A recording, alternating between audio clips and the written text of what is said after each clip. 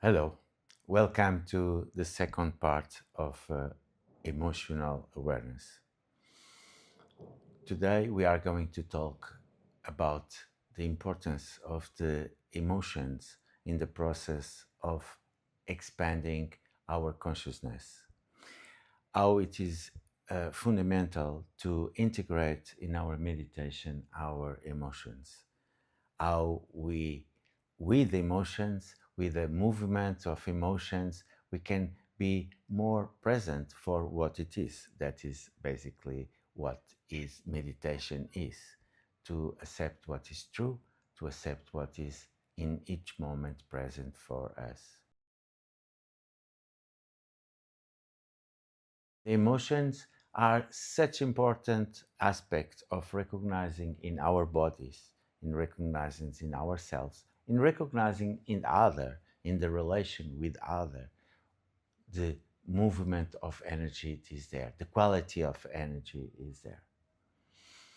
Uh, Today we are going to speak a bit about the process of regulation, because it's not only to identify the emotions and not to be identified as the emotions, to recognize them, but also to regulate, to learn how to self regulate ourselves, to empower ourselves, to give the energy to ourselves, to drop any victim role, and to get our power back.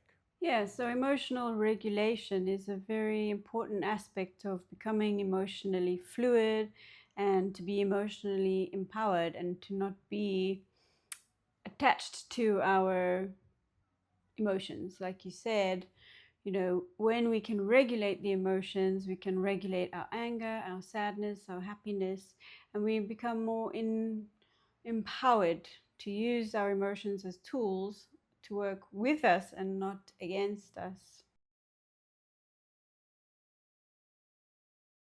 There are many ways that you can emotionally regulate yourself. The first would be with the breath. So, when you feel emotions coming up, tune into the breath, become aware of where it is you are feeling that particular emotion, and allow yourself to feel it. If you are needing to move, you move. If you need to make sounds, you make sounds. And but breath, always deep breathing. Being in nature is another aspect, another method you can use to help you regulate your emotions, because the earth has a frequency that helps us to ground.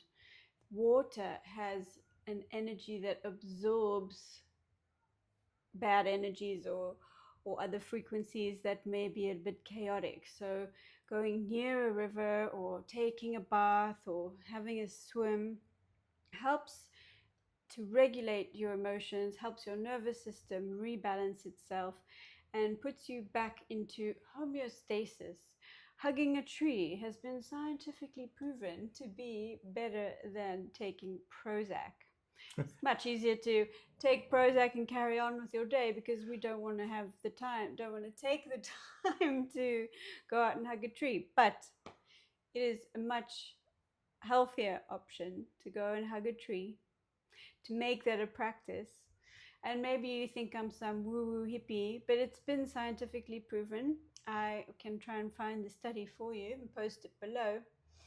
But I'm not talking bullshit. I'm talking the truth. Nature is our medicine. We are not separate from nature.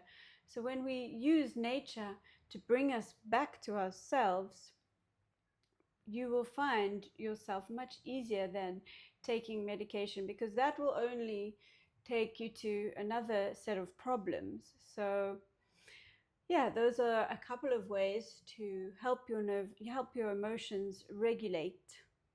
Mm. Uh, our recommendation is that you try by yourself, and as Lakshmi said, to hug a tree and to see what is the impact of in your body, what is impact in your emotional state, and even if there is studies that shows something, in my own experience, I like to hug the tree. I like to see what happens when I hug the tree, for example. It works for me very good, very well. I mean, to swim in the ocean, in salt water. It's like a energy conductor, and it's very good for my own being. But in your own way, find what works better for you. Some people to dance by yourself, to dance in nature, even to dance sometimes without music, sometimes with music, and to feel the body moving, breathing, eventually to some sounds um, coming out uh, helps us to connect with ourself, regulating ourselves, and to be much more stable in our emotional state. It's very important to it's not to project on the other and to take responsibility of our emotions. Also, if someone projects on you some emotions, it's very important to say, don't take personally. They are in their own process. Maybe they are in their own difficulties. And this, if you look deeper, it's not about you, it's about themselves. It's not that we have to accept any abuse from the others. No, that's very important to be clear about the boundaries, not bullying, not accepting bullying, and to create really a clear boundary about. But at the same time, it's good to understand that what happened, even if you put the boundaries, don't take that personally, don't create resentment, especially if it's someone close to you, if it's someone that you want to have a deep relation. Don't take that personally. Uh, don't fight back, because that other person is in their own difficulties, and it's very important to understand that when this happen, it's not personally.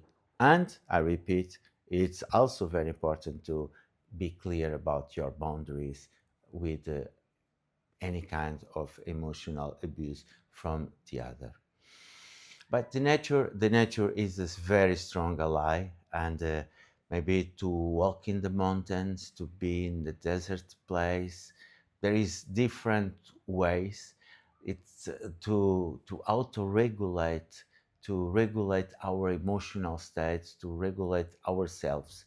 It's very understandable, because as human beings, we have been in nature for thousands, millions of years, till we were in these environments that are disconnected from nature. And to go back to nature is to go back to where we come from our essence, and that helps us to regulate. Sometimes in a couple might have some difficulties. Instead of throwing our emotional garbage in each other, why one do not have the sanity to say, let's walk in the forest in silence for 2 hours.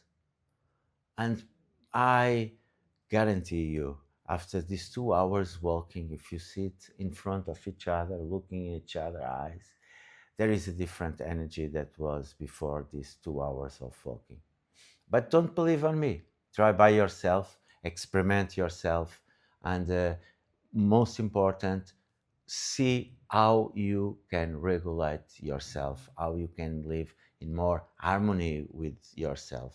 Even if we know that the harmony, it's also something in one moment, and in other moment there is other emotion, other story. And life is like that. Life is in motion. Yeah. We are constantly evolving beings, and when we are in a city, urban environment, or even at home in a rural area, and you're working and you have things to do and you have the kids and you have buses to catch, trains, planes. You know, when we're functioning in society, our energy and emotions can be really affected by frequencies, by the disconnection from nature, and that can result in us becoming emotional or getting tense and taking it out on our partner, which is why it's very important to connect to the partner and balance your nervous systems together if both are consenting. And like Ashik said, being in nature is such a magic way to deal with that.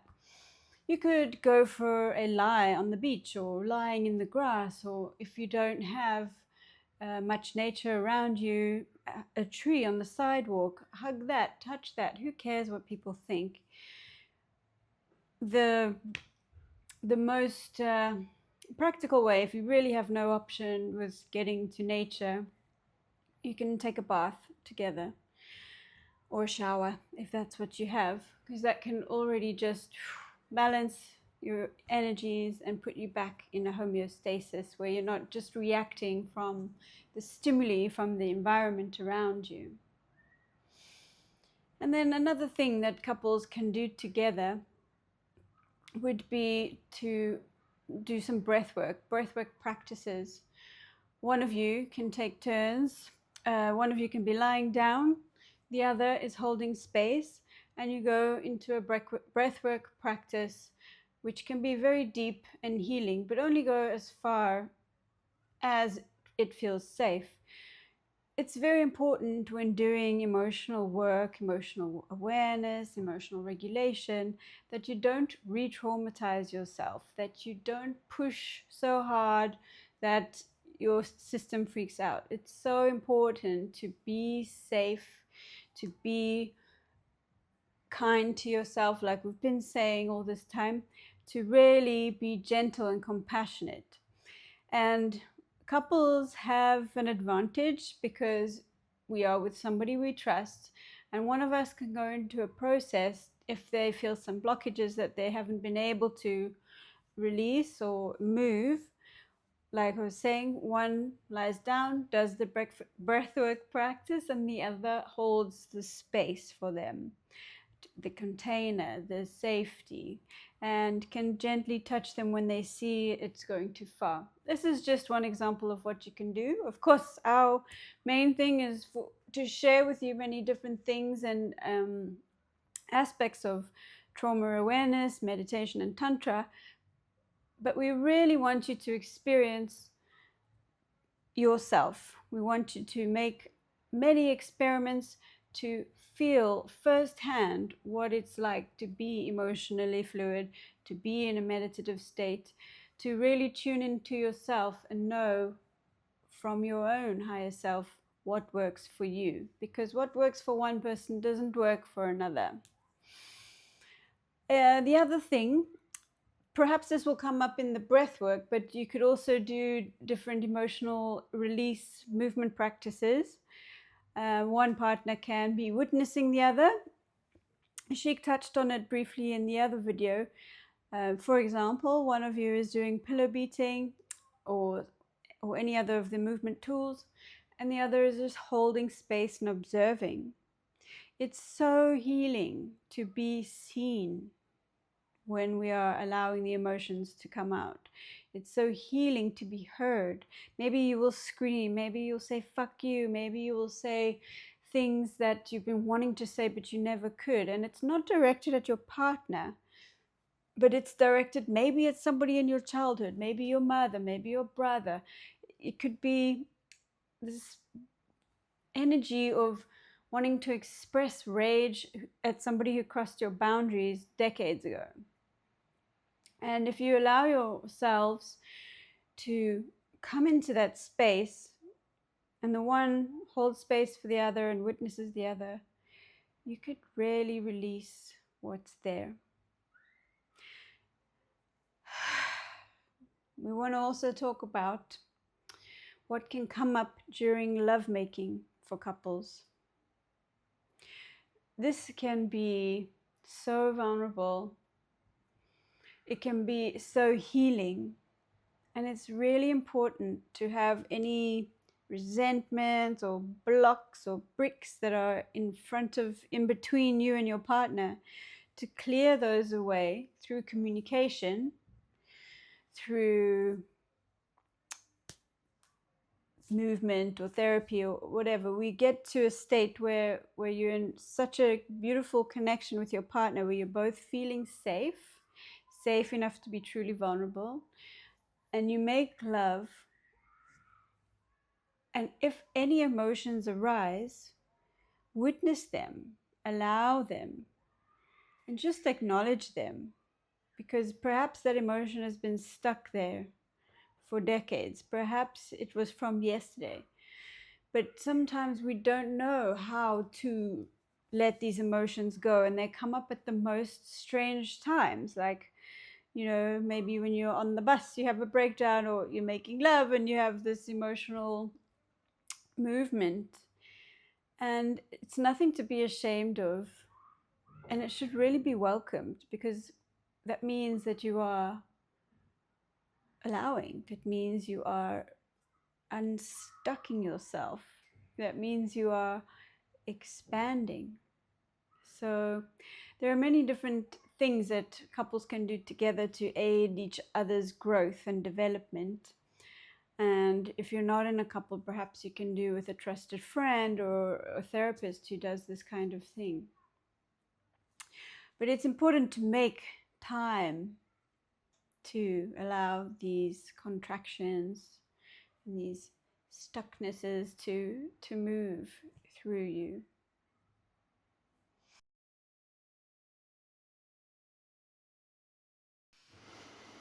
Yeah, it's so beautiful to observe our partner or ourselves in lovemaking, allowing the tears to come.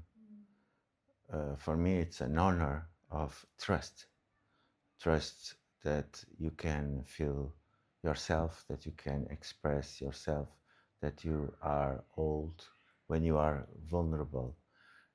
It's really an honor to witness that, and that shows how important in a couple relation to create trust, to create trust first in ourselves, first with our own expression, but also with the other, to create a relation that you can be vulnerable, where you can be what you are. That is the truth. Because we got together, uh,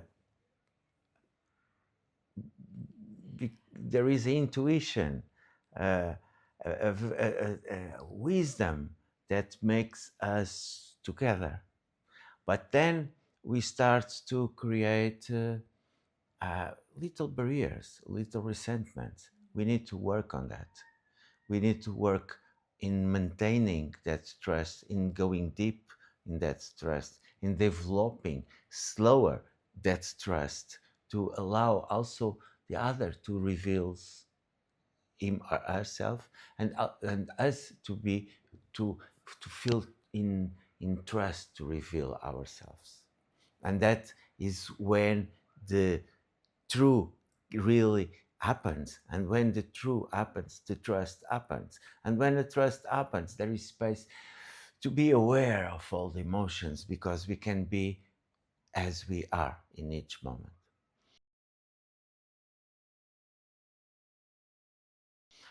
Let's touch a very important aspect, that is our traumas and what we bring to the relation, what we bring to our life. And we might think, oh, I have no traumas. I didn't went to the war. I didn't fall in a plane. I was not raped. And yes, there is big situations, big events, but also there is the small events. There is the event that you are crying as a child, and your parents have to take care of other your son or your daughter, and in that moment they were not there, and you felt abandoned. And when you are a child, maybe you felt that the world will finish there, that you are going to die, that no one takes care of you, and then you become very susceptible to any moment of abandonment. Or very simple things, even as adults. There was, you go in a car, nothing happened, but uh, they crash against your car, and you could do nothing in that moment. And that car is red. And very strangely, every time that you see a red car, you have a contraction and you don't know why, because you didn't got hurt. It's, oh, there is no reason for I feel this trauma. I don't, with the cars, or there is no reason to feel abandonment because my parents were there. They always feed me. They always care about me. But in that moment, you felt, and that got a wound. When the moment that this car crash you, every time that you have a car coming on the red by your side, there is a overreaction inside of your body. That is trauma. That is energy that was not released. I studied somatic experience, a system created by Peter Levine, that he found out that us as animals, we humans as animals, we don't release the energy. Uh, Other animals are in situations much more complex than we got. Life or death. A rabbit is followed by a wolf, and if he doesn't run exactly, precisely in that moment in the right way, he will die, he will be eaten. But he survived in that moment. And what happens after? What Peter Levine observed that this rabbit, after he ran away from the wolf, he released the energy that is accumulated in the body by shaking. And because of that, he lives events very complex without getting the trauma. We, in many situations, we don't release the energy. It comes someone very scaring because in a street very dark because we got lost in that city that we are visiting, and it comes to us, what time is it? We don't when the person leave, we don't release the energy that was naturally built up in the body, ready to fight, to be ready to protect our own life in that moment. But we didn't release that energy. It's not supposed to do that. It's not supposed, if we have an accident, uh, to release the energy, or if we got scared by other things, to release the energy. If a dog comes and barking in the middle of a place that we don't know, we don't after and we don't release that energy. I'm bringing this because it's so important to be aware of the little between commas traumas that we are accumulating in life because we cannot release the energy. It's so important that we look, and I invite you to look for somatic experience therapy, just to understand what can be stuck in your body that you are not even aware. Doesn't matter the stories, but the energy, it matters because it controls our life, it limits our awareness, it limits our life force energy, because there is a contraction there that needs to be release, or can be released more than needs to be released for we having a full on life. And that's a process, because slowly in life we get this input, we get that input, that we retain the energies in the body and we don't release. And it's not something that we can do in a gym. It's something that we need to create the right environment, the right trustable environment, the right safe environment for the energy to be expressed, and to be expressed in the right um, size, which normally means little size, little pieces by pieces, not a big catharsis that totally take out of our center. And it's so important that we feel always the balance between the connection with the trauma and connection with our own resources, that we can handle in each moment the energy that is released. Yeah. Mm. Yeah, that's a really important point that you're making. It's catharsis has become quite popular to really like release the anger into, or whatever it is, to be breathing cathartically. And that might work for some people, but it may not work for everybody. And it's so important to have the awareness to know our own limits. And our limits can change, but even, for example, when we're talking about yoga poses, you get some practitioners who will push very far to get to certain poses, and you will get others that only go to a certain level.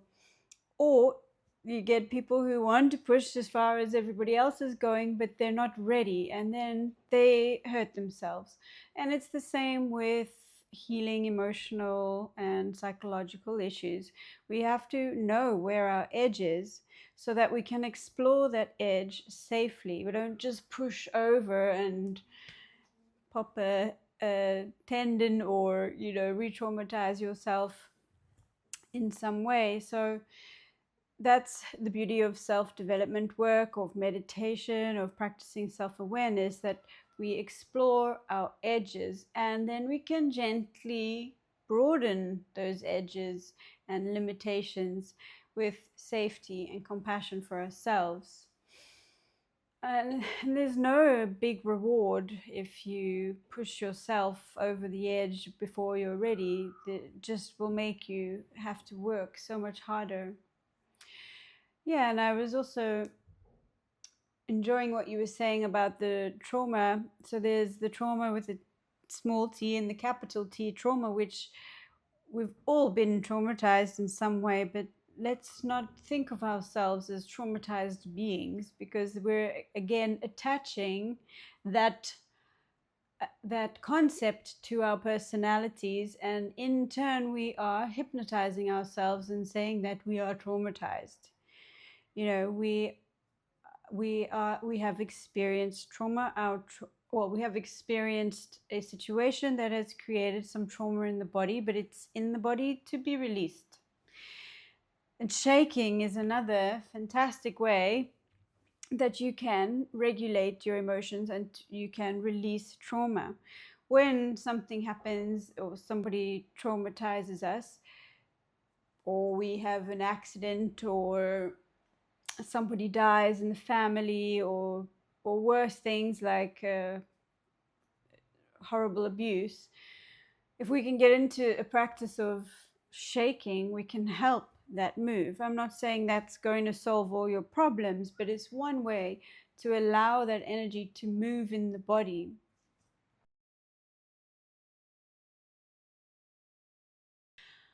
Yeah, I would also like to say that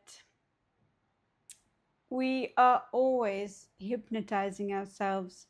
For example, if we say, "Oh, I'm an angry person," we're hypnotizing ourselves into believing that. We hypnotize ourselves by saying, "Oh, every time I drink coffee, I get heart palpitations." That's hypnotizing yourself. So it's very brainwashing, hypnotizing. It's the same thing, really. It's very important to be aware of our language to ourselves, because that can block our healing process, that can block our emotional regulation, our emotional fluidity. So we need to be aware of the dialogue in our head, be aware of how what we're saying to others, because maybe you drank coffee once and it gave you heart palpitations, but the 10 other times it didn't.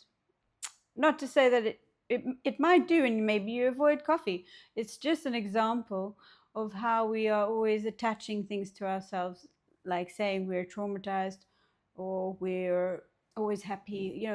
We are human, and that is the one thing that we are, but it's not the one thing that we will always be, because the only certain thing is death. So we need to find ways to live this life as fully as possible, and that involves being emotionally free, being with a clear and open mind to be able to welcome other experiences that are not set in stone. And we are the ones who are responsible for setting our lives in stone, for creating those limitations or pushing over the limitations and causing re-traumatization.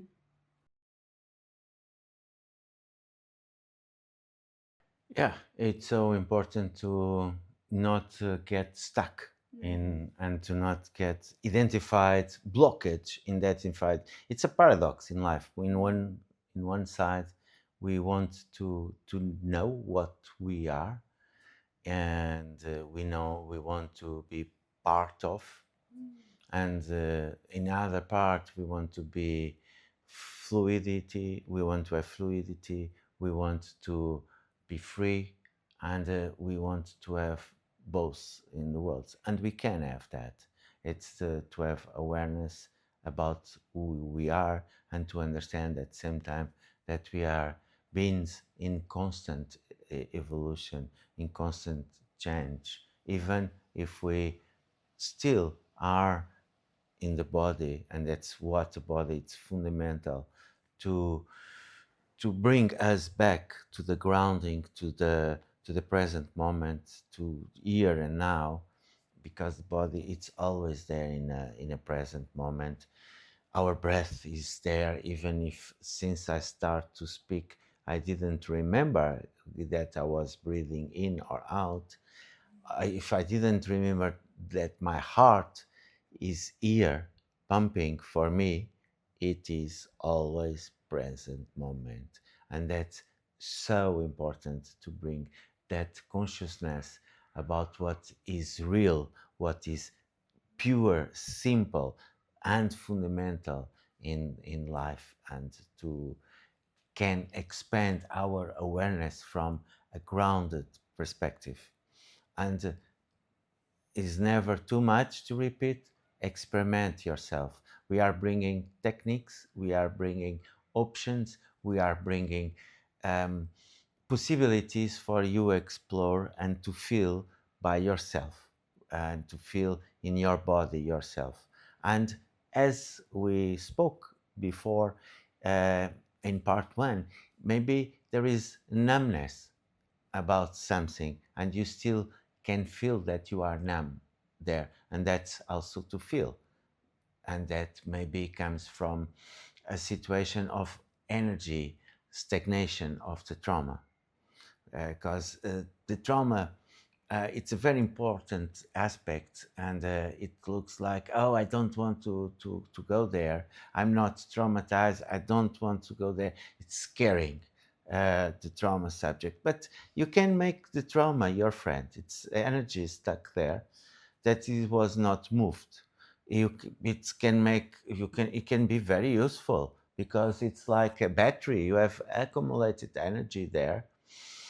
First, you are spending energy to, even unconsciously, to control that energy there, to get stuck, and to be free from that work of containing the energy. It's already a lot of outcome. But also it's energy available for life itself.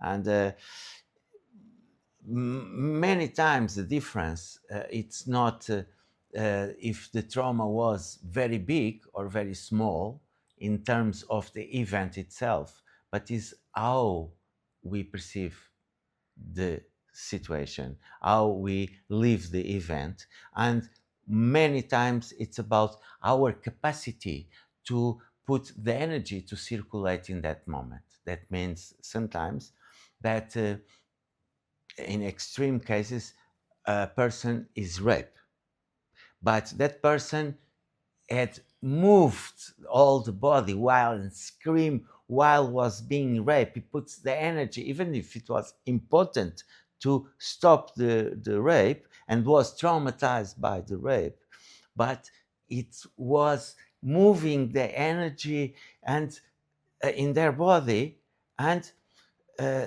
the effect after was eventually smaller than a person that was simply a rubber and was stuck there, frozen there. And that person has much more difficulties in dealing with life than the other. I'm just giving this raw uh, examples to for you be gentle with yourself, because maybe you had small traumas but they affect a lot your life and your emotions and your connection with other and your connection with the world and your ability to, yeah, to expand your creativity, because you are still with lots of energy stuck. And we go back to the beginning, awareness about emotions, energy in moving, energy flowing, and that's all what is necessary for life itself to happen, for our for we reveal our higher self. Yeah. Yes, exactly. You reminded me of this story that Peter Levine, who is the founder of Somatic Experience that Tashik mentioned earlier, he was treating the way he developed Somatic Experience. He was dealing with a woman who had some trauma, and he was speaking and being a psychotherapist. And one day he said to her, "Run," like as if a tiger was chasing her, and she started moving her legs, and that created so much movement in her body. She got to release the stuck trauma that she had from a tiger chasing her, and she was able to move forward, because some psychotherapists or psychologists have reported that they get stuck with people. They're just talking, and the people are saying the same things and nothing's happening. It's just like blah, blah, blah, blah, blah. Yeah, talking is energy and you're processing things in your mind, but you're not involving the body. So it's when we take that movement into the body, because I believe that the mind is within the whole body. It's not just in the brain, it's in the fascia, it's in all across the body. For me, that is true, because I know that when I move my body and I'm aware of different parts of my body, I can release stuckness and emotions in my own body. This is from my experience that I have this have this belief system. So it could be wrong, and for me, it's true. And it's so important when we move the body to heal, when we move the body to release this stuckness, like how Peter Levine discovered this whole system of, what would you call it, experience, treatment, a way of helping people develop themselves and helping people move past their stuckness and their traumas. Yeah. Mhm. And sometimes we can start by looking in ourselves in a very, very subtle way, or we can go in inverse way to go in a more stronger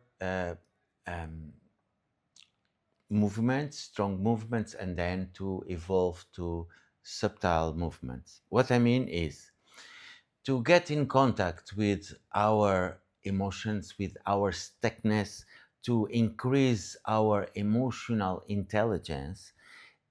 We can go in different ways. uh, you have to try which one works better for you. For example, when I start to just refer Peter Levine, when I start to look at the exercises of Peter Levine to deal with my own self-awareness, I saw that was this impossible to work because they were so subtle to move very slow the fingers and from there to arrive to the trauma was something that was just impossible for me in my own experience. And then I went to bioenergetic and I went there for 12 years on the bioenergetic that is more connected with strong breath, with movements, with it comes from Reich therapies, very embodied therapies, with connected with energy vibration, with the vital energy of the body. And I come from there slower, and I went slower, and I was ready after to be dealing with more subtle energies, with more soft, soft energy, and with more, particular traumas that I lived. But maybe it's the opposite that it worked better for you. Maybe you need to start very softly, very gentle with yourself, and increasing your ability or capacity to hold bigger quantities of energy still with awareness. In my case, I was so numb about my own emotions that I feel that it worked better. It was my way of doing the things to shake really the what was going there till I feel something, and then wow, I'm feeling something. I shake more.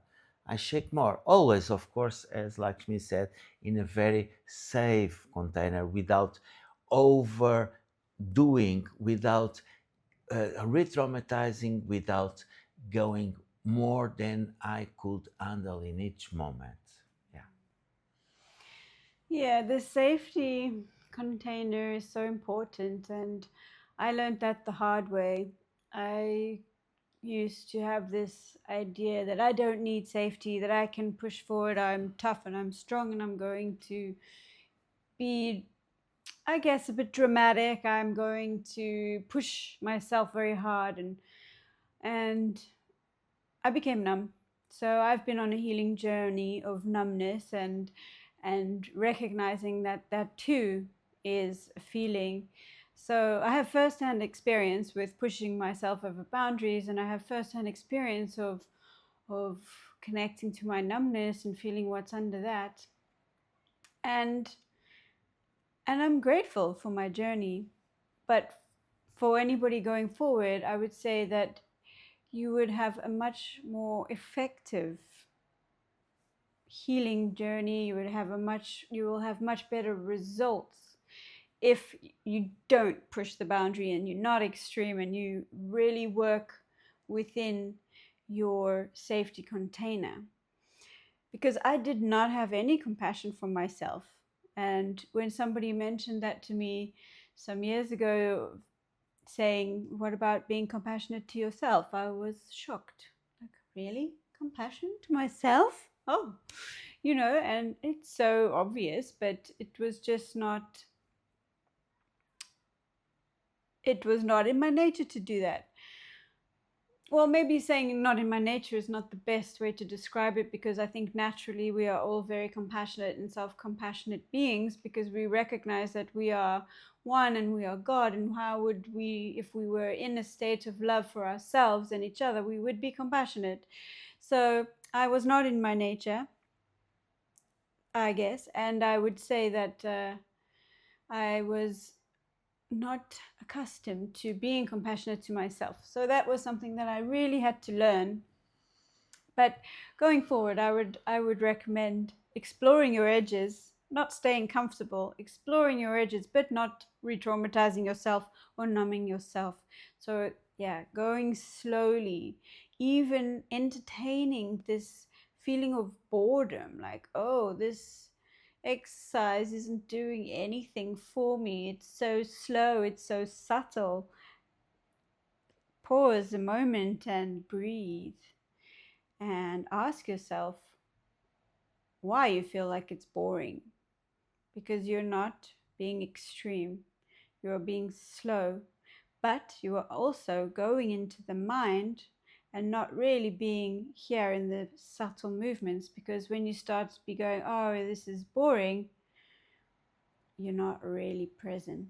You are wanting something else other than this subtle movement. You're wanting to be going, next, next, next. But come back to the breath.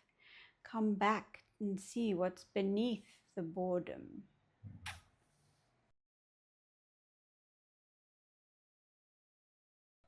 Yeah. Mm. Yeah, one of the most uh, feelings that we might have it's jealousy, and many people says that is the last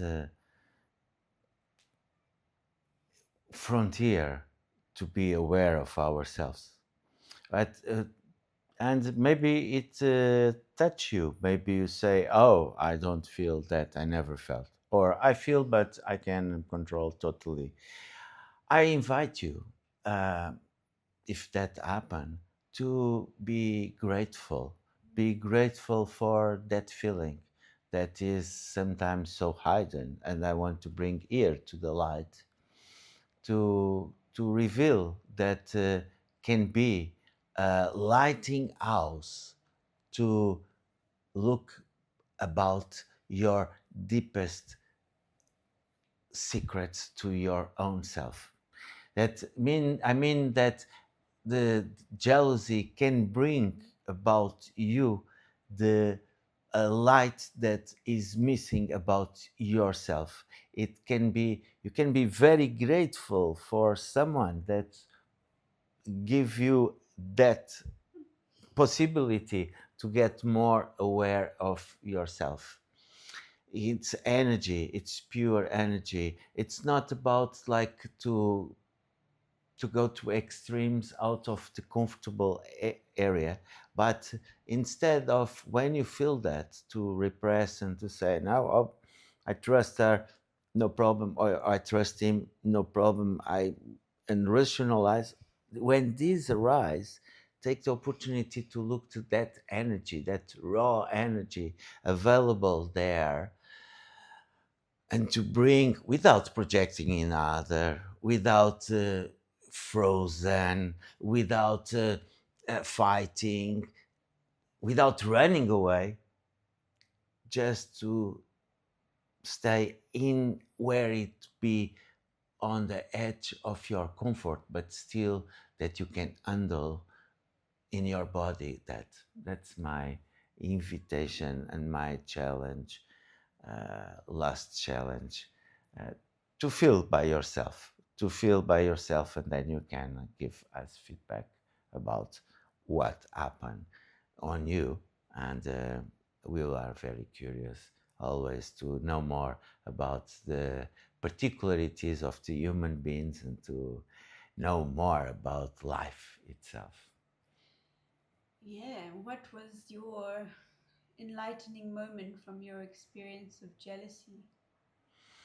Oh, that's a big talk because you can have a lot. I could have a lot from that different moments where I felt that it's so rich that I can speak about all the insecurities, all the needs of reassurance about myself that I only can give that to myself, and also to look for the challenge that can arise from that. Yeah, I would say the biggest gift that I got from my jealousy was how I was not choosing myself. I was hoping to be chosen by the other. I was hoping to be validated by him. I was him. I was hoping to be, you know, accepted. And then I realized like nobody else's acceptance, nobody else's validation is going to make me feel fulfilled if I do not accept myself, if I do not choose myself, if I do not validate myself, prioritize myself. So that was my biggest gift of jealousy, was to realize when I wasn't choosing myself. And as soon as I started choosing myself, I was more chosen by the other. So that was my gift that I share with you.